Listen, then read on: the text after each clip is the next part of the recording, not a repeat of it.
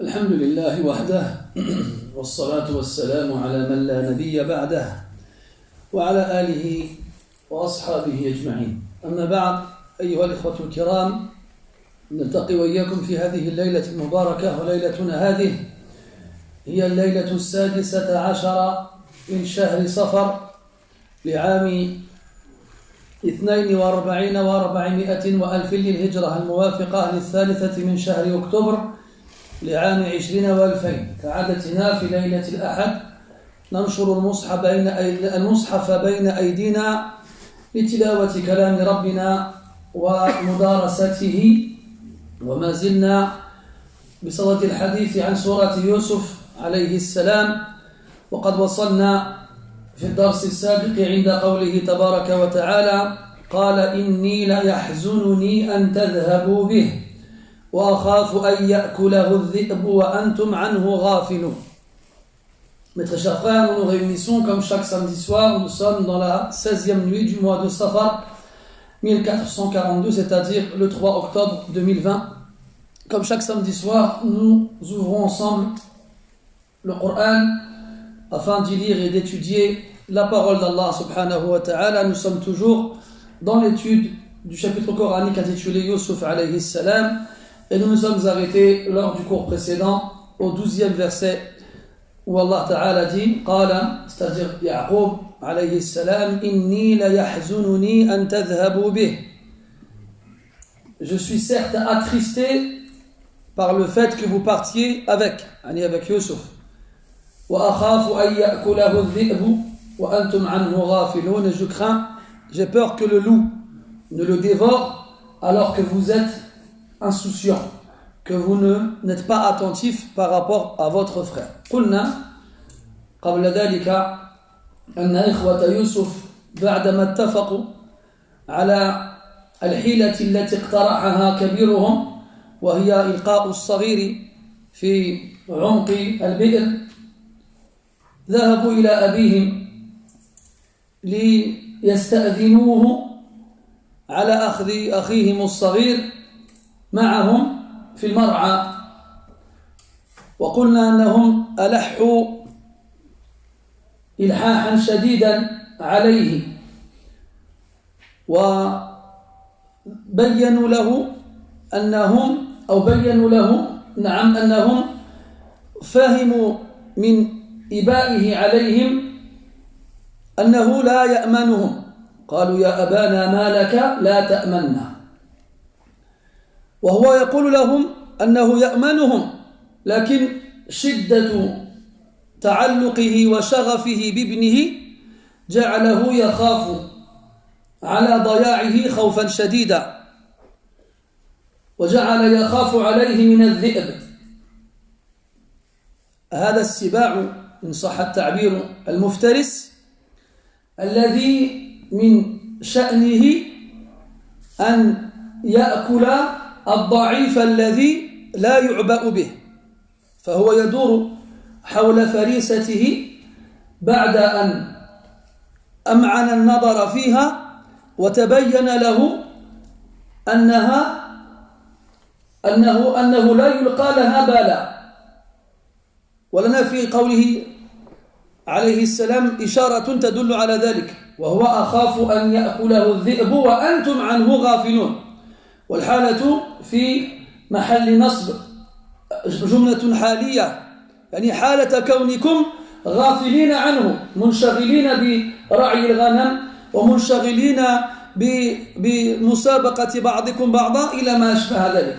فالذئب ينتظر ويتربص ويترقب وينظر فيهم أيهم أضعفهم، فإذا تبين له ذلك انتظر الفرصة السانحة ليقفز عليه ليأكله.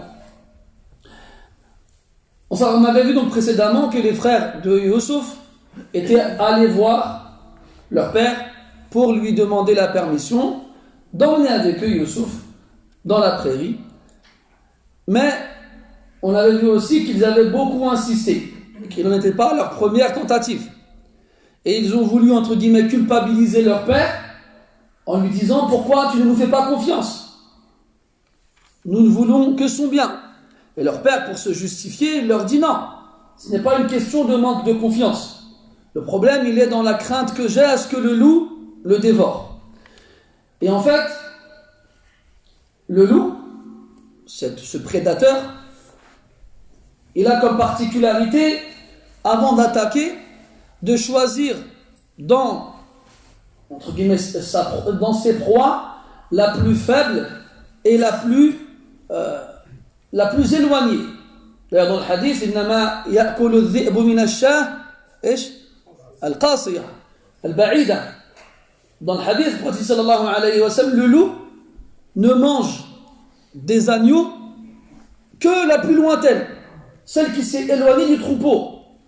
Donc le loup, il attend patiemment, il se terre, il se cache, il observe et il regarde dans les proies potentielles celle d'entre elles qui serait la plus faible et donc la plus facile à attraper. Et il attend jusqu'à ce que l'occasion lui soit donnée. Et Yaqub, il nous fait comprendre aussi que si cette proie-là à laquelle va s'attaquer le loup est la plus faible, c'est parce qu'on va perdre l'attention la concernant. Quand il dit « Wa antum anhu ghafilun » alors que vous serez à son sujet inattentif, préoccupé.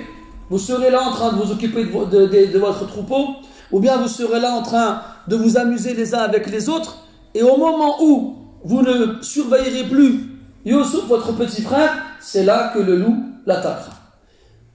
وعندها من غير أن يشعر يعقوب لقن أبناءه الحجة التي سيحتجون بها بعدما قضوا مهمتهم. Et là ici, Yaqub, sans le savoir, il a dicté à ses fils l'excuse qu'ils allaient utiliser eux-mêmes. قال بعض أهل العلم أن أبناء يعقوب ما كانوا يعلمون إلى الآن أن الذئب يدور حول حماهم ويقع على الناس ولا سيما أصغارهم وأضعفهم. Ils ne savaient pas à ce moment-là que la terre qu'ils occupaient était une terre dans laquelle on trouvait des loups, et notamment que les loups s'attaquaient aux humains, et en particulier les plus jeunes d'entre eux et les plus faibles. وقد قيل البلاء موكل بالمنطق. قيل البلاء موكل بالمنطق. وهذا الكلام وإن كان يرفع إلى النبي صلى الله عليه وسلم فلا تصح نسبته للنبي كحديث، لكن قال كثير من أهل العلم بصحة معناه. Il a été dit que l'épreuve dépend de la parole.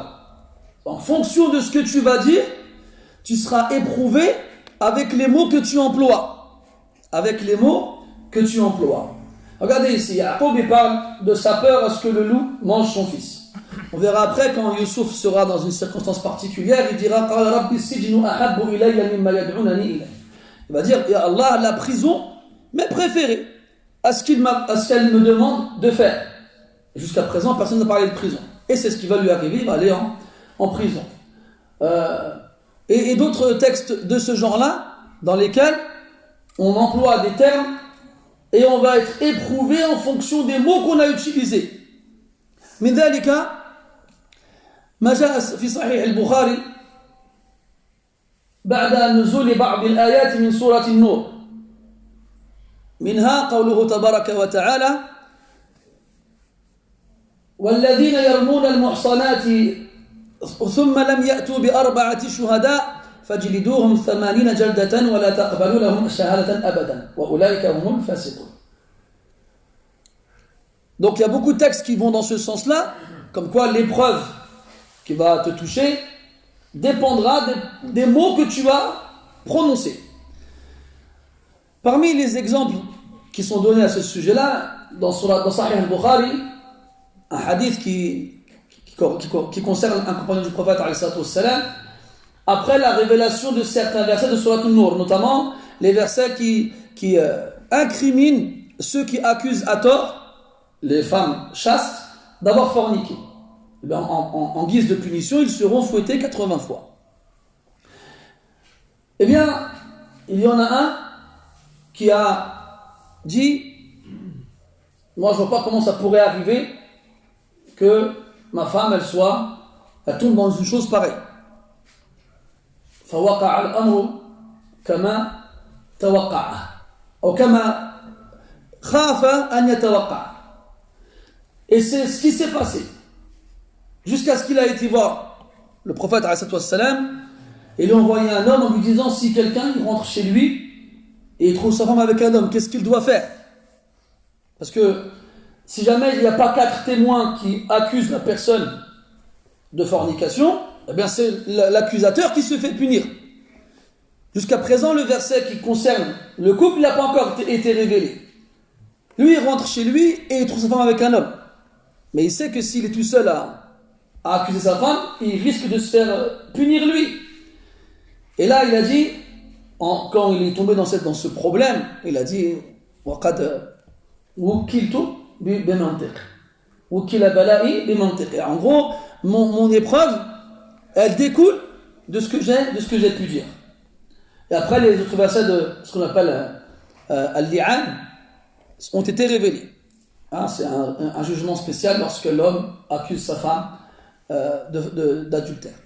Ala kulli hal, il y a d'autres exemples comme ça même dans l'histoire.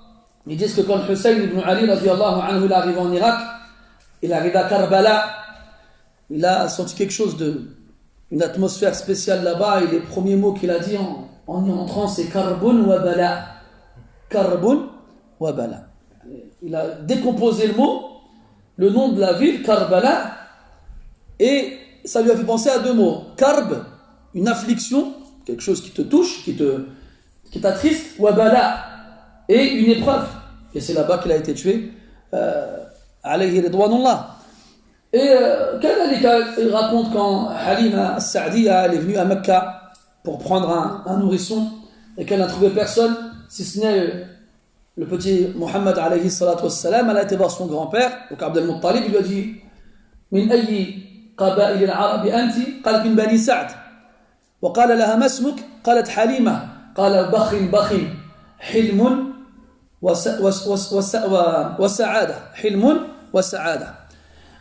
Quand Halima al-Sa'diya, l'une des nourrices du prophète alayhi salatu wassalam, elle s'est présentée à la Mecque pour chercher un nourrisson, comme on a pu en parler dans le cours du dimanche, elle s'est présentée au grand-père du prophète et il lui a dit de quelle tribu viens-tu? Elle lui dit min bani Sa'd. Et comment t'appelles-tu? Halima. Elle a dit masha'Allah, enfin bilisan al-hal, il a dit hilm de Halima, indulgence, wa sa'ada et bonheur et joie. Il a pris ça des noms qu'elle lui a donnés. Ala kulli hal, des fois tu ne sais pas, tu dis des choses sans y penser, sans y réfléchir, et Allah Ta'ala t'éprouve avec. لذلك كان النبي صلى الله عليه وسلم يقول سلوا الله العافية سلوا الله العافية وكان يقول في حديث آخر لا يتمنين أحدكم لقاء العدو. C'est pour ça que le prophète disait sallallahu alayhi wa sallam, demandez à Allah de vous épargner. Et il disait que personne parmi vous ne souhaite rencontrer l'ennemi. Toi tu es là, tu fais le fier, tu fais le grand, tu fais le fort. À moi si demain il y a une bataille, je serai sur le premier rang du champ de bataille et vous verrez ce que je ferai. Et quand le champ de bataille il a lieu, quand la bataille a lieu, et quand la personne en question elle est sur le champ de bataille, elle est la première à tourner le dos et à partir en courant. Et ainsi elle fait un grand péché.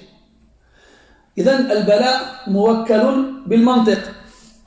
Et ça c'est une chose qu'il est important de retenir. Et ça nous enseigne de tenir sa langue. Et qu'est-ce qui a poussé Yaqub à dicter à ses enfants l'excuse qu'ils vont présenter par la suite? C'est sa peur. Et là aussi on déduit que quand ton cœur il est trop accroché à quelque chose, tu as une peur exagérée de le perdre. Tu as une peur exagérée de le perdre. Alors qu'avant qu'ils ne leur disent cela, ces enfants n'ont pas pensé à cette éventualité.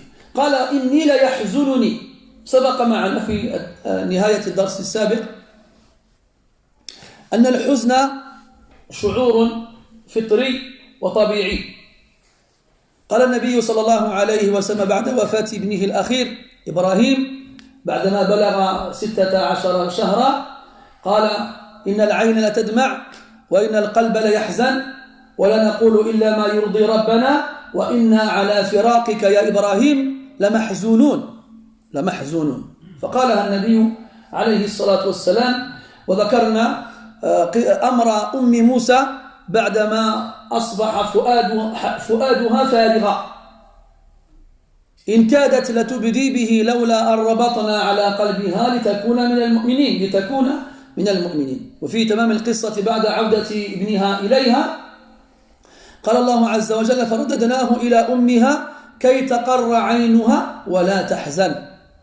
فالحزن أمر طبيعي فطري لا حرج في أن يشعره الإنسان ما لم يؤديه إلى حد غير مسموح ولا مشروع كما يفعله بعض الناس ممن ينتسب إلى الإسلام. وقد ذكرنا أمر الحسين قبل قليل ففي يوم عاشوراء يجتمعون في المساجد ويرفعون أصواتهم بالبكاء المتصنع ويضربون صدورهم وظهورهم ويرفعون أصواتهم بالعويل وما أشبه ذلك وما أنزل الله بهذا كله من سلطان. وكان النبي صلى الله عليه وسلم يستعيذ بالله عز وجل من الحزن اللهم إني أعوذ بك من الجبن والحزن. فهذا يدل على أن من الحزن ما هو أمر طبيعي فطري لا حرج فيه وأن في الحزن أمرا غير محمود ولا مرضي. فيجب أن يضع الإنسان حزنه في موطنه اللائق به وألا يتعدى به الحد المشروع. On avait vu ensemble aussi que Yacoub a évoqué la tristesse. Il a dit à ses fils inni la yahzununi. وفي قراءة لا يحزنني. Certes, m'attriste le fait que vous le preniez avec vous. M'attriste, donc il a fait référence à sa tristesse. Et la tristesse est un sentiment humain naturel, dans lequel il n'y a pas de mal à le ressentir. Si les meilleurs des hommes, qui sont les prophètes, l'ont ressenti, sans qu'Allah ne leur ait fait le reproche, c'est que c'est quelque chose de naturel. Le prophète sallallahu alayhi wa sallam lui-même, à la mort de son dernier fils Ibrahim, après qu'il ait atteint 16 mois, chez certains 18, et qu'il mourut, eh bien, il a dit des paroles célèbres et connues. Il a dit, certes, le cœur est triste et les larmes coulent, mais nous ne disons que ce qui satisfait notre Seigneur, et certes, nous sommes, quant à ta séparation, ô Ibrahim, attristés. Nous sommes attristés. Et pourtant, le prophète, sallallahu alayhi wa sallam, dans les invocations qu'il faisait régulièrement, quotidiennement, après le lever de l'aube et après le coucher, ou du moins avant le coucher du soleil, et demandait à Allah de le protéger contre la tristesse.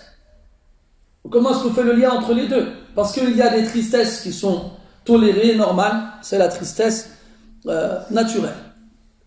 Quand cette tristesse-là dépasse certaines limites et qu'elle se manifeste par des façons interdites, alors elle devient mauvaise et néfaste. Comme certaines mouvances qui s'affilient à l'islam, on en a parlé tout à l'heure avec la mort de Al-Hussein ibn Ali radiyallahu anhuma. Donc eux, tous les ans à Ashura, ils se réunissent dans leur mosquée, et puis il y en a un qui chante des chants, des éloges funèbres, ou la funéraire, je ne sais plus comment on dit, et ils font exprès de pleurer, et ils se frappent la poitrine, et ils se fouettent le dos, et ils se déchirent les vêtements, et ils hurlent et ils se lamentent. Soi-disant, ils éprouvent de la tristesse quant à la mort de Al-Hussein radiyallahu anhu wa ardah.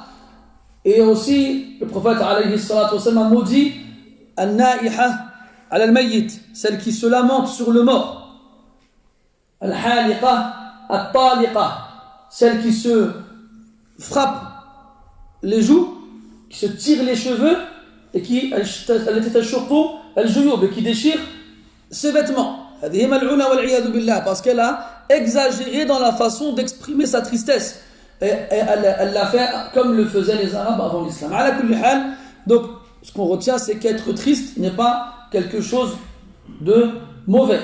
D'ailleurs, كثيرا ما نذكر قول وهب بن منبه رحمه الله تعالى إذ قال الذي لا يحزن في هذه الدنيا فليحذر أن يكون من ألا يكون من أهل الجنة في الآخرة لأن الله تعالى يقول عن أهل الجنة الحمد لله الذي يذهب عنا الحزن. D'ailleurs, Wahb ibn Munabbih rahimahullah ta'ala dit celui qui n'éprouve pas de tristesse ici-bas, qu'il craigne de ne pas faire partie des gens du paradis dans l'au-delà. Parce que les gens du paradis diront que soit loué Allah, celui qui a fait partir de nous la tristesse. Et dans le Coran, Allah Ta'ala, il nous raconte l'histoire de la mère de Moussa, alayhi salam, lorsqu'Allah Ta'ala lui révèle de laisser partir le nouveau-né dans le Nil. Puis il lui dit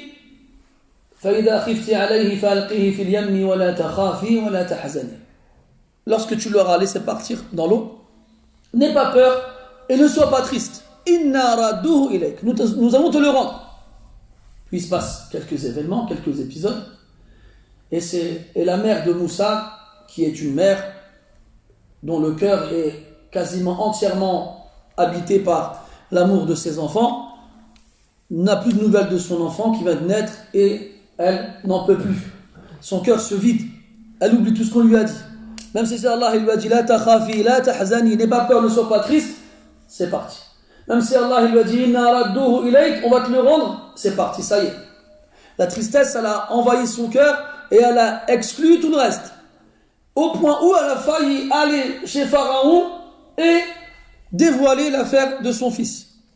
Mais Allah il a raffermi son cœur. Et elle a pu patienter. Plus tard, comme Allah lui a promis, son fils lui a été rendu. Et quand son fils lui a été rendu, Allah Ta'ala a dit فَرَدَدْنَاهُ إِلَىٰ أُمِّهِ كَيْ تَقَرَّ عَيْنُهَا وَلَا تَحْزَنْ. Nous l'avons rendu à sa mère pour qu'elle se réjouisse et qu'elle ne soit plus triste. Et Allah Ta'ala n'a pas reproché à la mère de Moussa d'avoir été triste au point où son cœur s'est vidé jusqu'à oublier ce qu'Allah Ta'ala lui avait dit. Nous sommes des humains. Et celui qui nous a créés nous connaît mieux que quiconque. Ala ya'lamu man khalaqa wa huwa al-latiful khabir. Et celui qui nous a créés faibles. Wa khuliqa al-insanu da'ifa. C'est pour ça que quand par faiblesse on pêche, Allah y pardonne. Walhamdulillah. Inni la yahzununi an tadhhabu bihi wa akhafu an ya'kulahu adh-dhi'bu wa antum anhu ghafilun. On a parlé de الذئب, تكلمنا عن الذئب قليلا ولعلنا نزيد في شأن الذئب حديثا واحدا وهو مخرج في الصحيح أظن صحيح مسلم عن أبي سعيد الخدري رضي الله عنه أن رجلا ممن كان يرعى غنمه غفل عن بعض شياهه فأخذ ذئب شاة فتفطن له الراعي وانتزعها منه فقعد الذئب على ذنبه وقال يا رجل اتق الله جعل يكلمه يا رجل اتق الله كيف تأخذ مني رزقا ساقه الله إلي فتعجب الراعي قال وعجبا ذئب يتكلم هذا شيء عجيب فقال له الذئب يرد عليه مرة أخرى بل أعلم من هذا رجل قد ظهر فيكم وهو نبي هذه الأمة يقال له محمد وهو بيثرب فوقع كلام الذئب في ذهن الراعي وأخذ غنمه واتجه إلى يثرب فلما بلغ المدينة وجد فيها النبي صلى الله عليه وسلم وقص عليه القصة فأمر النبي صلى الله عليه وسلم بلالا أن ينادي الناس الصلاة جامعة فاجتمع الناس وأخبرهم النبي صلى الله عليه وسلم بقصة الراعي ثم قال لهم لا تقوم الساعة حتى تكلم السباع الناس الناس وزاد أن الشراك نعل الرجل يخبره بما أحدث أهله من بعده. Concernant le loup, je voulais vous en parler un peu plus, notamment la thaqafa des Arabes concernant le loup, parce qu'il y a des trucs un peu bizarres.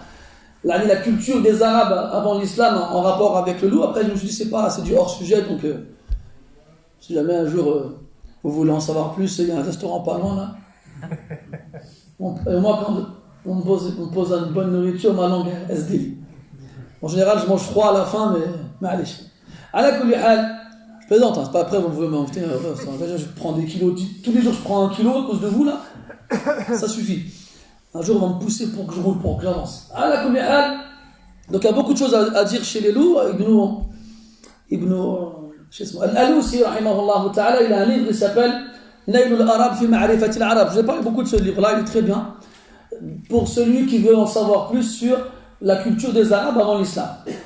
Et dedans, il parle des loups et les croyances populaires des Arabes concernant les loups avant l'islam. Donc là, comme on est dans l'histoire de Ya'qub, on va parler du loup dans un hadith authentique rapporté par Abu Sa'id al-Khudri radiyallahu anhu, dans lequel il y a un berger qui a emmené ses bêtes paître, et au bout d'un moment, il a été inattentif, et le loup, il arrive et il attrape un agneau. Puis lorsqu'il voit le loup avec l'agneau dans la gueule, il fonce vers lui, et il lui arrache, et il arrive à le sauver. Le loup, contrarié, s'assoit sur sa queue, et lui dit « Hé l'homme, crains Allah, comment peux-tu me retirer une subsistance qu'Allah a conduit à moi ?» Et là, le berger dit quoi ?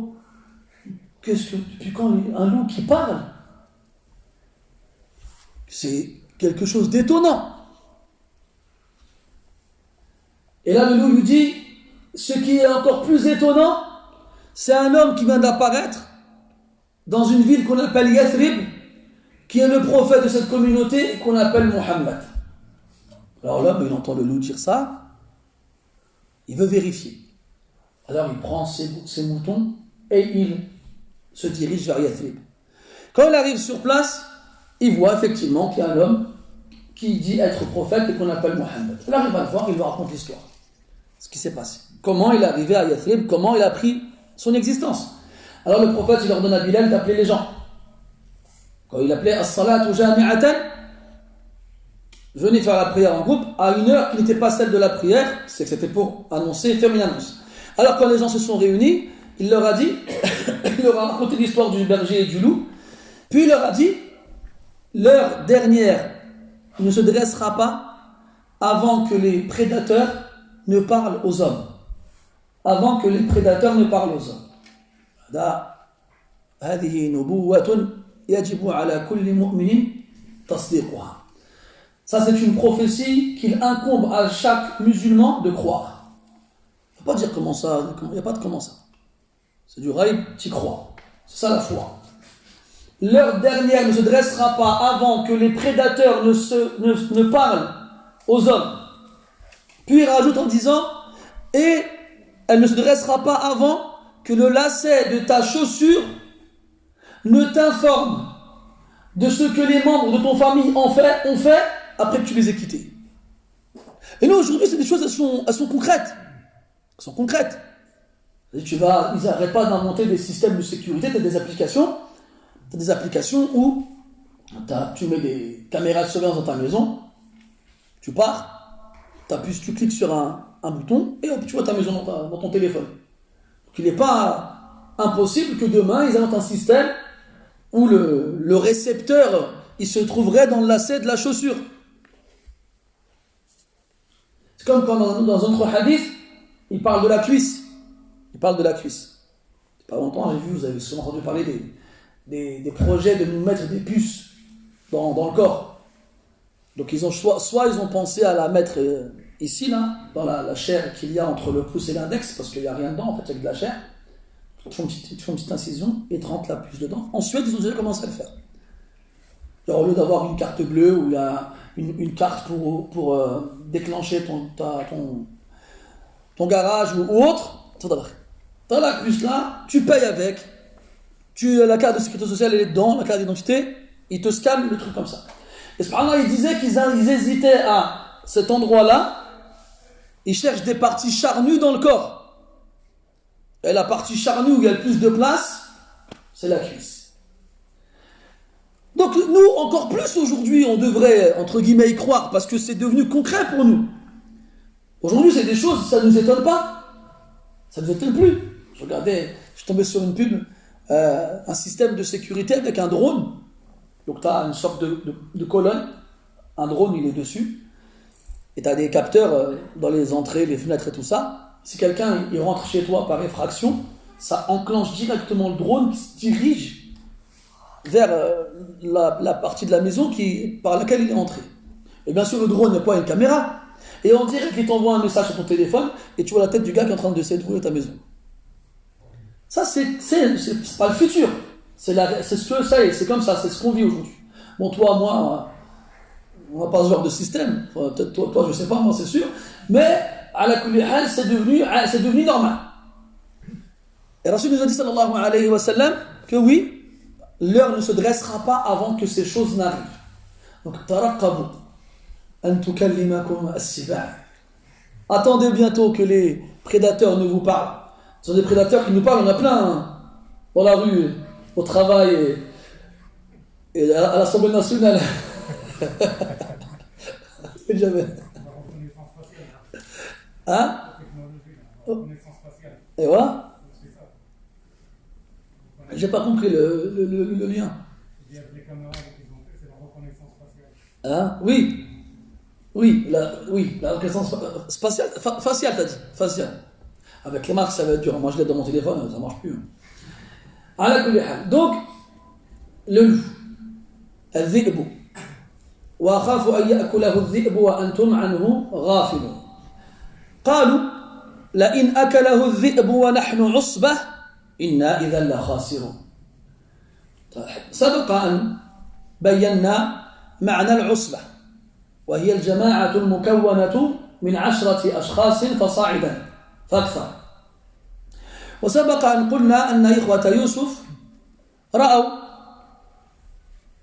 ميزتهم على غيرهم في عددهم وقوتهم، ومرة أخرى غرتهم تلك القوة المزعومة وظنوا أنهم بها لا يتسلط عليهم ذئب ولا يخاف أخوهم شيئا، وما داموا معه يحوطونه ويحرسونه.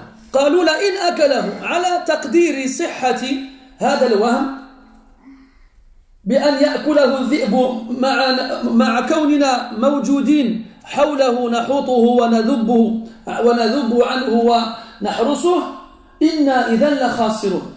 فالذي يضيع أو يضيع أخاه مع العدد والعدة والقوة فهو لما سواه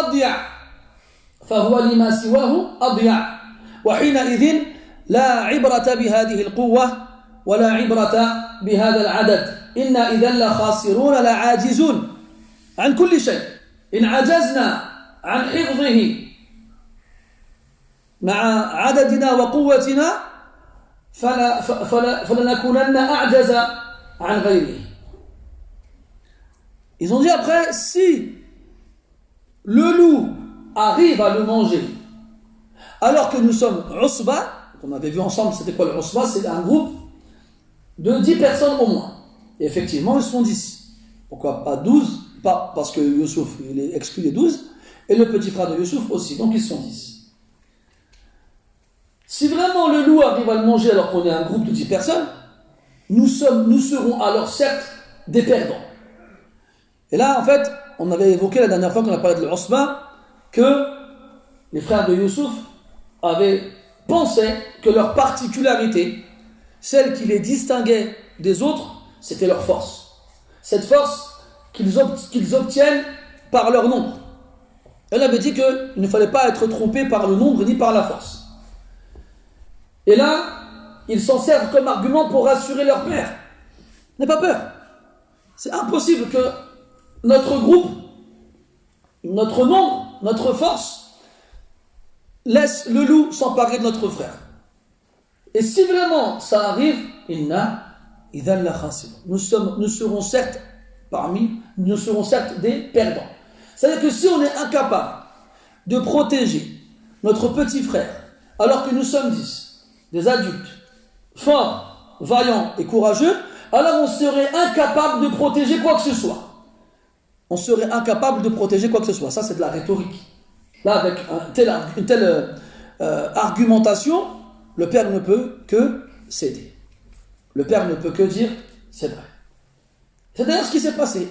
ذكر بعض أهل العلم أن الذي دفع يعقوب إلى أن يتخوف شأن الذئب رؤية رآها في المنام. وهي أنه رأى ابنه يوسف وحيدا طريدا في الصحراء والبيداء وحوله عشرة من الذئاب تهجم عليه.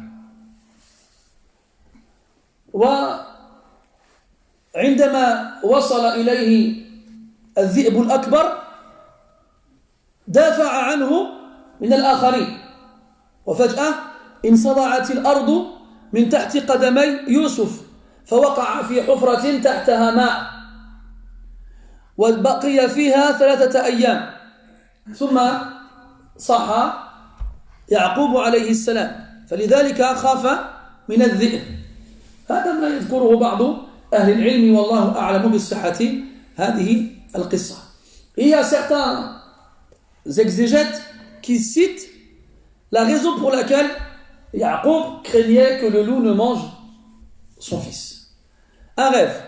Il a vu en rêve que son fils était seul, loin, sur une terre déserte et inhabitée, et que 10 loups se sont mis autour de lui et pour l'attaquer.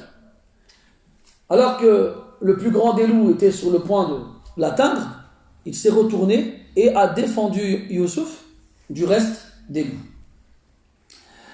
Et alors, la terre se fendit sous les pieds de Youssouf, qui tomba dans un trou au fond duquel il y avait de l'eau, et dans lequel il resta 3 jours. Il a vu ce rêve-là. Maintenant, cette histoire-là, beaucoup de mufassirin l'évoquent, et Allah seul sait son degré d'authenticité. قالوا لئن أكله الذئب ونحن عصبة إنا إذا لخاسرون. قال بعد ذلك سبحانه وتعالى فلما ذهبوا به. وهنا اختصار في القصة، والمراد فلما قبل أبوهم أن يرسله معهم وذهبوا به. Puis juste après, Allah Ta'ala dit فلما ذهبوا به, lorsqu'ils partirent avec lui. Donc lorsqu'ils partirent les frères avec lui, avec Youssouf. Donc ici on sait que l'histoire elle est évoquée de façon résumée, mais en même temps de façon à ce qu'on comprenne les éléments manquants juste avec le contexte, juste avec la succession des versets. Et en gros, lorsque leur père finit par accepter de l'envoyer avec eux, lorsqu'ils réussirent à le convaincre qu'il n'avait pas à s'inquiéter, qu'il s'occuperait de lui, qu'il voulait son bien, qu'il le protégerait et qu'aucun mal ne lui arriverait.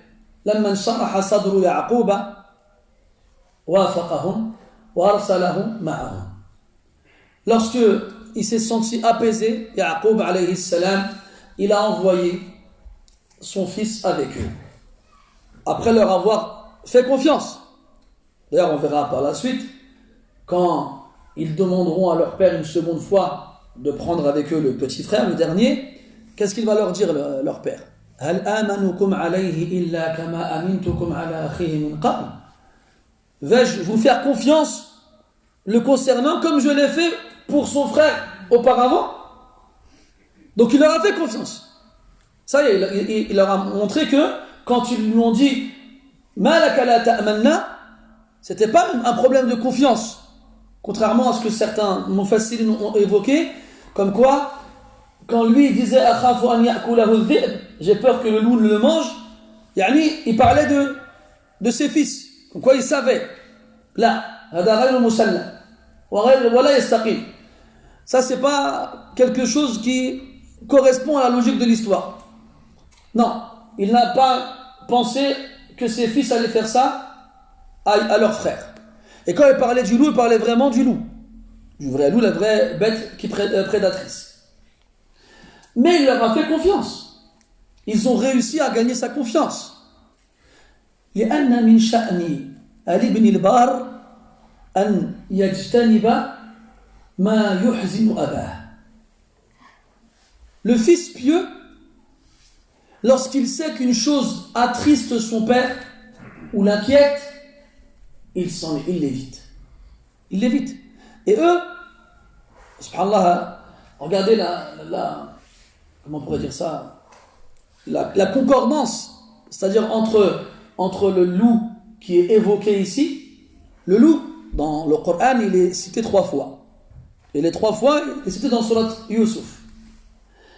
Et les 3 fois, le loup, il a été évoqué alors qu'il n'a rien fait miskin.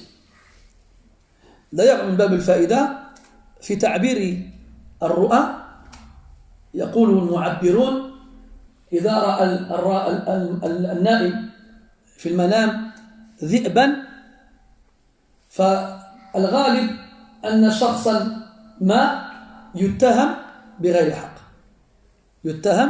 حق كما اتهم الذئب في قصة يوسف وهو بريء. D'ailleurs, parmi les informations relatives en rapport avec le loup, c'est que ceux qui interprètent les rêves, comment est-ce qu'ils interprètent le symbole du loup dans le rêve? Tu vas rêver d'un loup. Eh bien, si tu rêves d'un loup, après il y a plusieurs circonstances, c'est pas que ça. C'est pour ça que le ta'bir, al-ru'a, l'interprétation des rêves, c'est comme la fatwa. Il ne faut pas se baser que sur un élément pour interpréter les rêves. Il faut prendre tous les éléments, les rassembler, puis après savoir les interpréter, les coder, les décoder. Parmi les sens du loup dans les rêves, c'est quelqu'un qui est accusé à tort. Quelqu'un qu'on a accusé injustement. Parce que dans l'histoire de Yusuf, le loup il est accusé à tort. Quand il vient à la fin, ils disent quoi? Wa akalahu adh-dhi'bu wa ma anta bimu'minin lana wa law kunna sadiqin. Le loup l'a mangé. Même hatta, il y a une expression beaucoup utilisée chez les Arabes quand ils veulent parler de quelqu'un d'innocent. Et ils vont dire Fulan bari'un kabara'ati adh-dhi'bi min dami ou min qamisi ou min dami Yusuf. Il y a une expression qui est dite en arabe qui est assez belle, c'est quand on veut dire de quelqu'un qu'il est innocent, on va dire qu'il est innocent d'une innocence comparable à celle du loup du sang de Yusuf. Ala kulli hal, quoi qu'il en soit, oui, le fils pieux, le fils vertueux, le fils respectueux, quand il sait que ses parents sont attristés par quelque chose, sont inquiétés par quelque chose, sont effrayés par quelque chose, il s'en éloigne comme on s'éloigne de la peste. Et comme je vous l'ai dit, la proximité qu'il y a entre l'évocation du loup dans l'histoire et comment les fils de Yaaqub ont réussi à toucher leur père. Vous avez vu dans les histoires populaires, dans les contes qu'on raconte aux enfants, on leur dit qu'un loup, il a mis une peau d'agneau pour réussir à rentrer dans le troupeau. Bon, je sais que beaucoup d'entre vous, ça, ils l'ont vu dans des dessins animés, pas dans des livres d'histoire. Mais Al-Shahid, c'est que c'est pas faux. Le loup, il est connu pour être vicieux, pour être rusé. Justement, il se cache, il se fond dans le décor.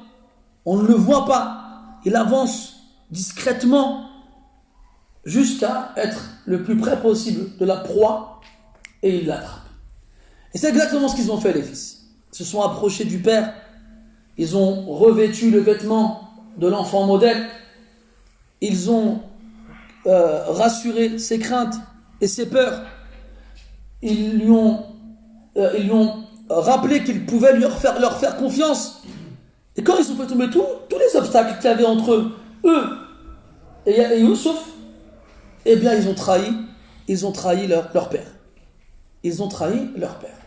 فلما ذهبوا به وأجمعوا أن يجعلوه في غيابة الجب أي اتفقوا بلا خلاف. كانوا في أول الأمر عازمين على قتله لولا اعتراض كبيرهم حيث قال لا تقتلوه، وهو الذي اقترح عليهم أن يلقوه في أعماق البئر.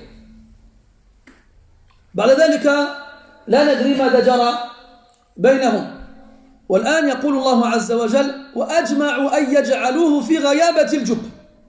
اتفقوا اتفاقا ليس فيهم من يعترض ولا من يخالف. وأجمعوا أن يجعلوه في غيابة الجب، وقد سبق معنا معنى غيابة والجب.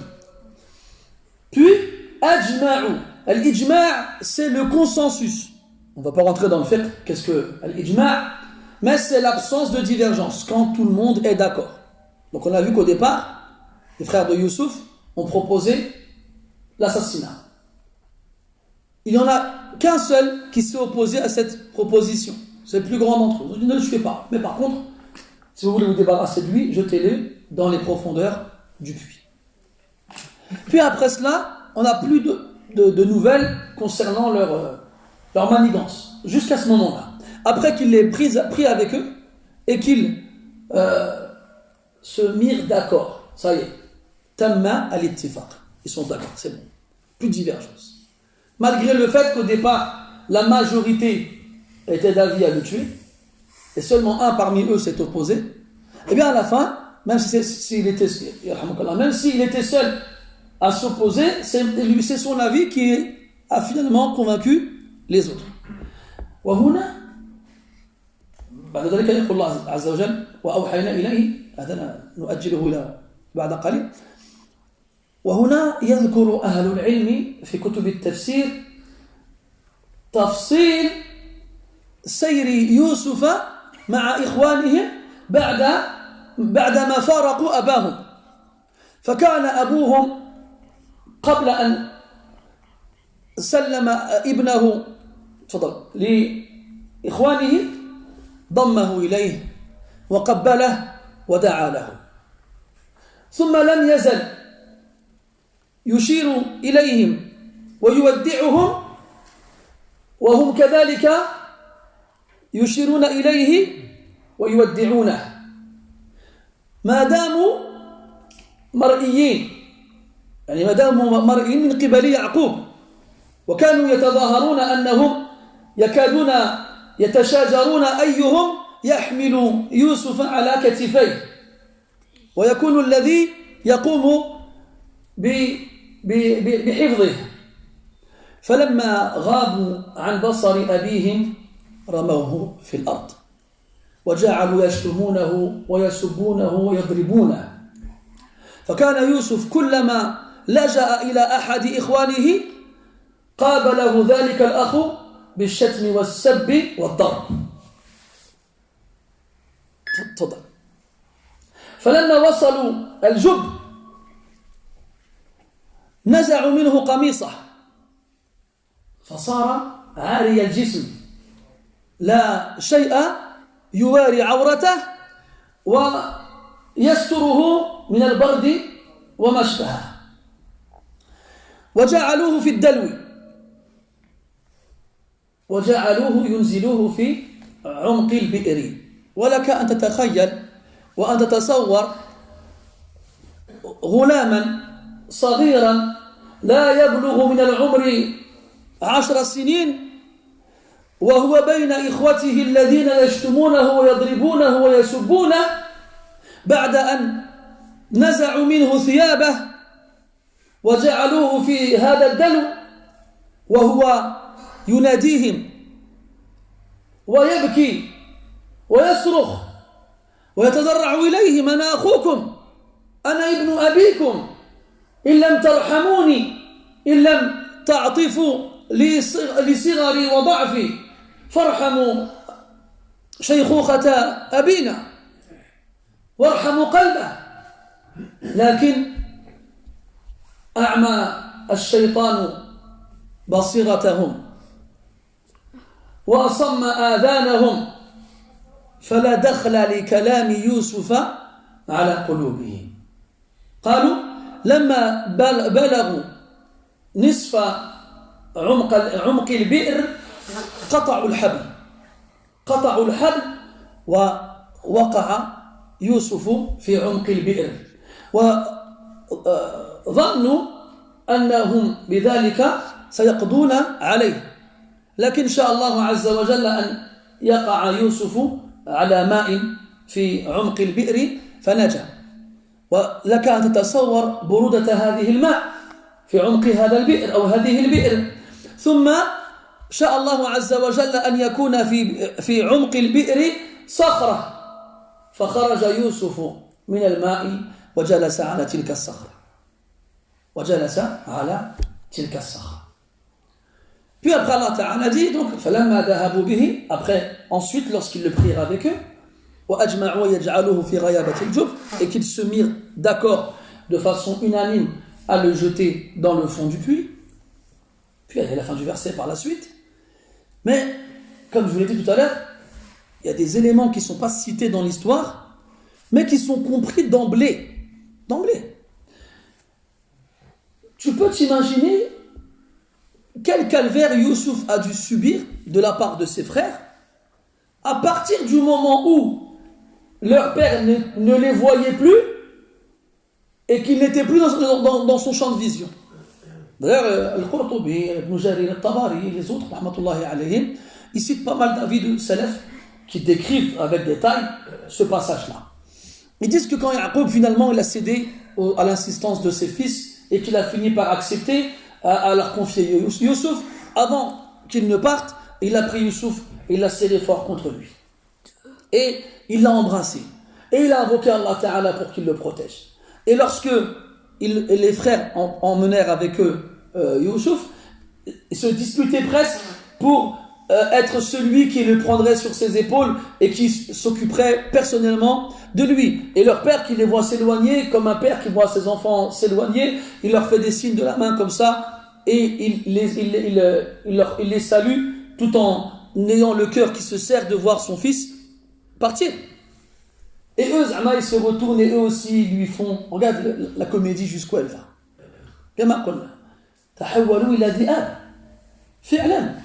Ils se sont vraiment transformés en loups. Jouer la comédie à ce point-là, tromper, trahir, pas un gharib, pas un étranger, pas un ba'id, pas un lointain, leur père, aqrabun nas ilayhim, celui qui est le plus proche d'eux, celui duquel ils ont voulu s'attirer l'amour et l'affection parce qu'ils estimaient qu'ils s'occupaient trop de Youssouf.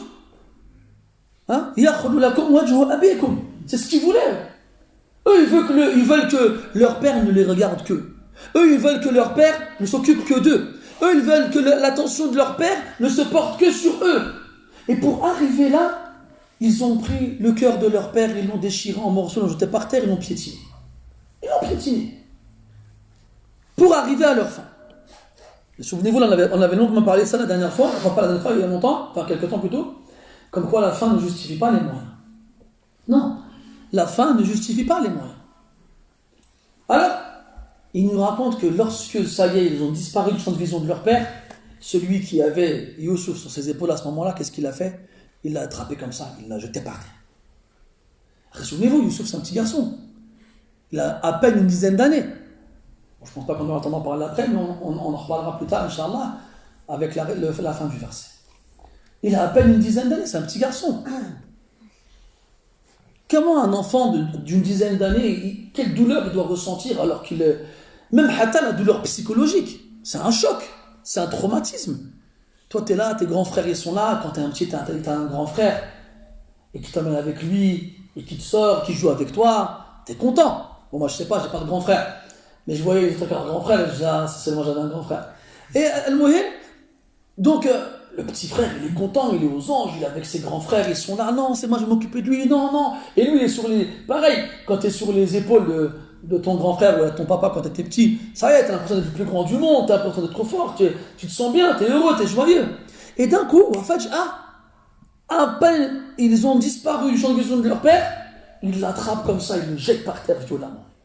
Imagine le choc psychologique de ce jeune enfant et la douleur physique qu'il a dû ressentir en arrivant au sol. Mais ça s'est pas arrêté là. Et à ce moment-là, celui qui l'a jeté par terre, il commence à l'insulter et il commence à l'agresser, il commence à le frapper. Alors, le petit a d'autres frères qui assistent à la scène. Instinctivement, il se dirige vers l'un d'entre eux et au secours, sauvez-moi. Et il trouve de la part de celui vers lequel il s'est dirigé la même chose de celui qui a commencé avec lui. Et chaque fois qu'il se dirigeait vers un autre, il recevait le même traitement. Insulte, agression morale et coups. Jusqu'à ce qu'ils arrivent au fameux puits. Ils arrivent au fameux puits, qu'est-ce qu'ils font? Ils lui arrachent ses vêtements. Ils ont besoin de son camis. Ils lui arrachent ses vêtements. C'est pas comme nous, là. C'est pas comme nous. Il n'avait pas 36 couches de vêtements sans son camis. Il n'y avait rien sous son camis. Et ils l'ont mis dans un seau pour le faire descendre dans les profondeurs du puits. Ils disent que quand ils ont commencé à le faire descendre, il a mis ses mains sur les rebords du puits. Vous vous souvenez, on dit que le joub, c'est un bir ghayr matwiya, c'est un puits qui n'a pas en fait été fermé, façonné comme on connaît les puits. C'est un trou en fait. Donc lui, il ne va pas se laisser faire non plus, c'est instinctif, c'est ce qu'on appelle l'instinct de survie. Il va se défendre comme il peut, même s'il est tout seul, un petit garçon de 10 ans, il est au milieu de grands frères qui sont des adultes et qui sont forts.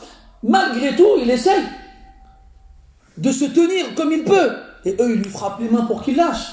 Alors il essaye de les toucher, de toucher leur cœur, de toucher leur tendresse, de toucher ce qui reste d'humanité en eux, de miséricorde. Il leur dit, mais je suis votre frère. Je suis un petit, je suis faible, je suis démuni, j'ai rien fait. Qu'est-ce que je vous ai fait? Pourquoi vous me faites cela? Et si vous n'avez pas de miséricorde envers moi au point d'en arriver là, alors pensez à notre Père. Vous savez très bien comment il va réagir, comment il va savoir ce qui s'est passé. Soyez compatissants, indulgents. Et regarde à quel point la haine, elle les a rendus aveugles et sourds.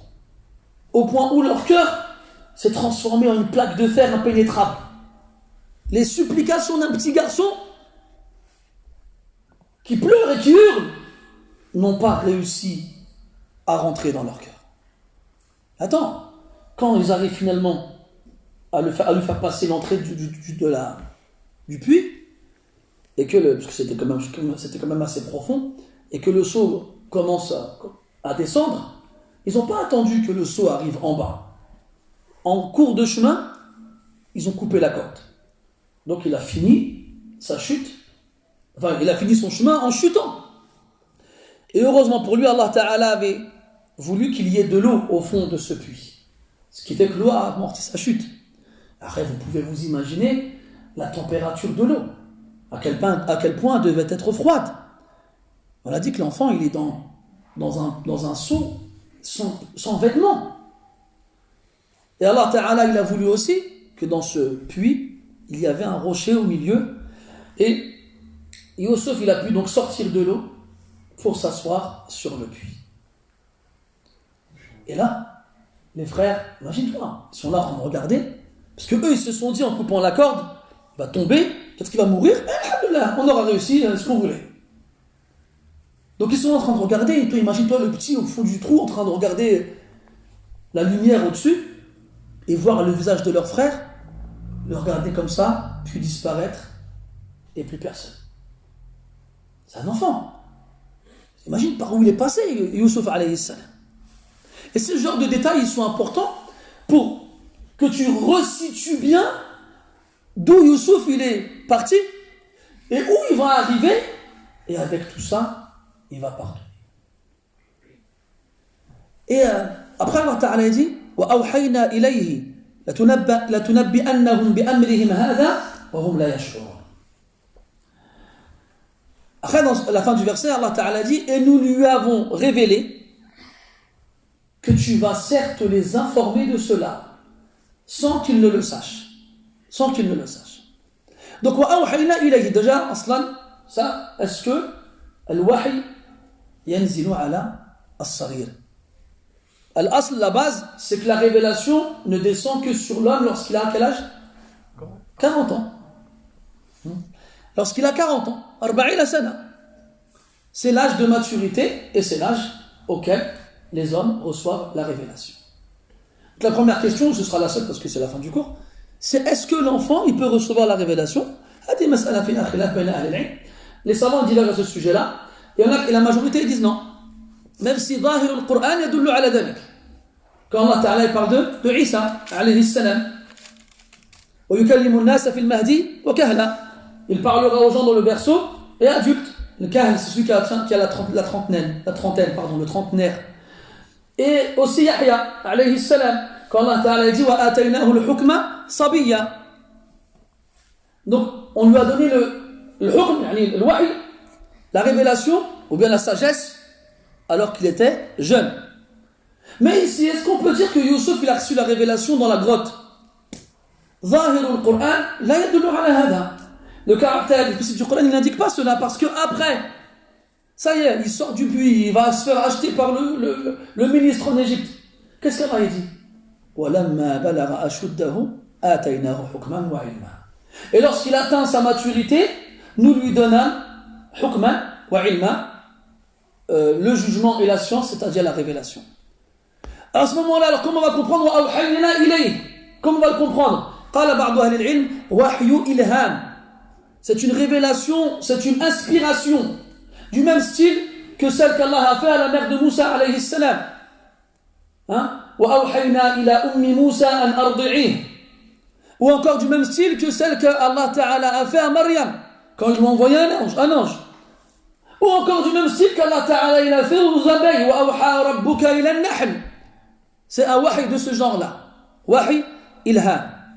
Et comme ça, تستقيم المعاني وتتفق الآيات والنصوص. Et ainsi, les sens apparents des textes corroborent, comme ça, se correspondent, et il n'y a pas d'incohérence. Parce qu'il y a d'autres avis qui existent, laquelle ça va créer des incohérences dans le fil de l'histoire. وللحديث بقية نؤجله إلى الدرس المقبل إن شاء الله إن قدر الله البقاء واللقاء. نسأل الله سبحانه وتعالى أن يعلمنا ما ينفعنا وأن ينفعنا بما علمنا وأن يزيدنا علما ونجعل علمنا هذا حجة لنا لا علينا. سبحانك اللهم وبحمدك أشهد أن لا إله إلا أنت نستغفرك ونتوب إليك وصلى الله على نبينا محمد وعلى آله وأصحابه أجمعين والحمد لله رب العالمين وبارك الله فيكم.